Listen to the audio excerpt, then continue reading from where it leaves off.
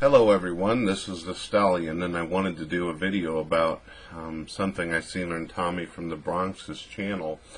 He made a video basically dissing on Pat Condell. Now, he made it clear at the beginning of his video that people told him not to, and people said it would be a bad idea, that he would get attacked by other non-believers, and all this. I've always liked Tommy from the Bronx. I've always thought he was a pretty straightforward, fun guy. But there's a lot of things about Tommy that remind me of just about anybody and everybody on YouTube. When people start running out of material and they don't have anything else that they can talk about or they can say, I've never had that problem. I could sit here and make 900 videos in one day and not have a single damn problem.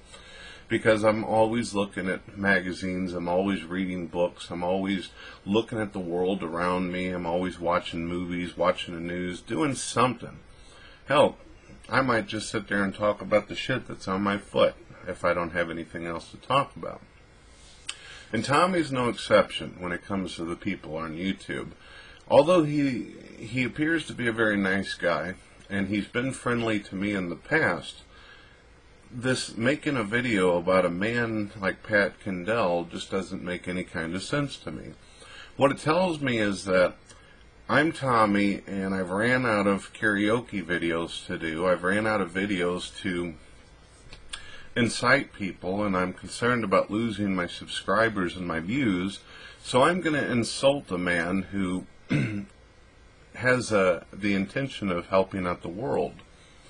You see, I feel like Pat Condell has a good heart. I feel like he's a good man who actually wants to make some changes in the world. He feels that if certain things happen, it could cause a lot of destruction, a lot of suffering, unnecessary suffering, if people don't start standing up and having a voice.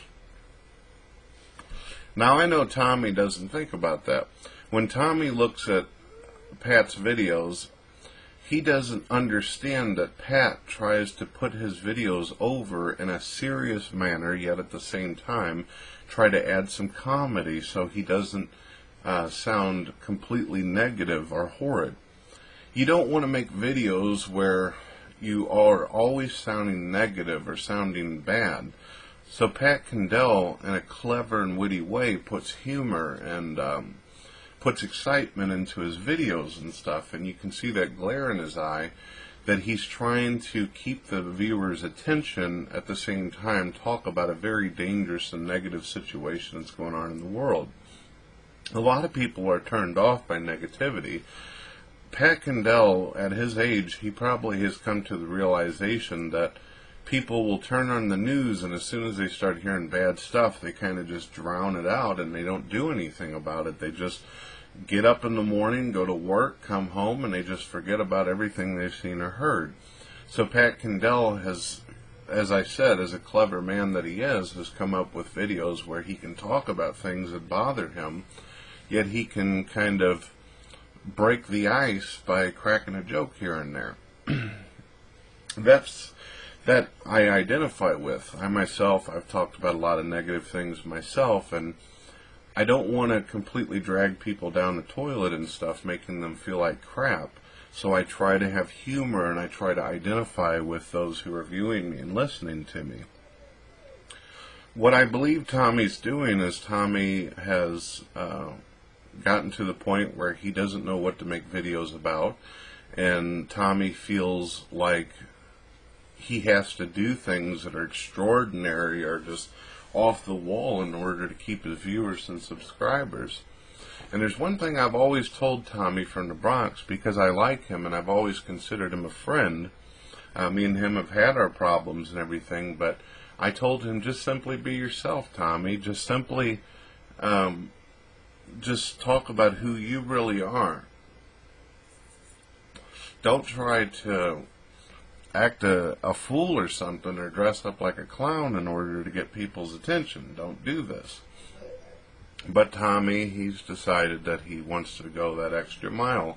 He wants to impress his viewers and stuff by taking down someone who is very well established in the video community. And I know how that feels. I know how that feels. I know that I myself, whenever I was doing videos, people got bored and they ran out of material. And a lot of people watched me and they got jealous of what I was doing, which I'm not saying that Tommy's jealous of Pat Condell. I'm a bit envious of Pat Condell at the popularity and the success, and I'm also extremely envious at the fact that Pat Condell is as articulate and quick at wit as he is. He's just natural at what he does. I just don't think that it's a good idea to just bash on people just because, you know, you're bored or you don't have any other material to work with. And Tommy might make the argument, well, I wasn't bashing on him. I'm just saying that I'm not bothered by him, or I just want to say this or that about Pat Condell. But Pat Condell hasn't done anything to incite an attack towards himself. He's never said anything bad about anybody on YouTube, as far as I know. He doesn't deal with people individually. I've never seen any kind of video responses, so there's no reason for Tommy to sit at a desk with his rock and roll music going on and saying, fuck you, Pat Condell. It's wrong, and I think that there should be an apology in order for what happened. And there's a lot of other things that I've been seeing go on, too, that I think needs to be talked about and dealt with and gotten out of the way so we can get back to making just entertaining videos. But that's important to me because Pat Condell is a friend of mine and Tommy from the Bronx is a friend of mine, but I'm not going to stand up for somebody if they're just going to shit on people for no reason. And that's what you did, Tommy. So thank you. You've been listening to The Stallion.